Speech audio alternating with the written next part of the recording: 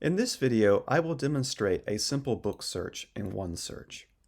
I have also provided a video for how to search the PASCAL Delivers catalog directly, which is available from the right side here, PASCAL Delivers, or the library catalog, that is the Limestone University Library catalog directly.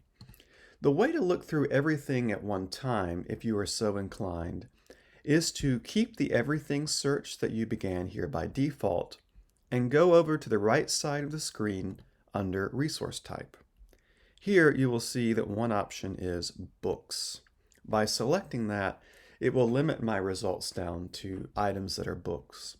And notice that under Availability, I have a few options that I could use to show me one particular type of book. That is to say, available online, which notice books 1 through 5 are only available online. These are electronic books or ebooks. Below that, I could select either held by library here. That would show me books that Limestone University owns on the shelf.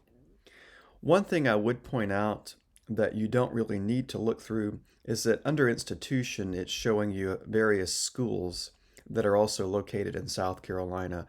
That's just to point out that when you're looking through here, you're getting access to the entire PASCAL Delivers catalog, which includes the collections at other schools.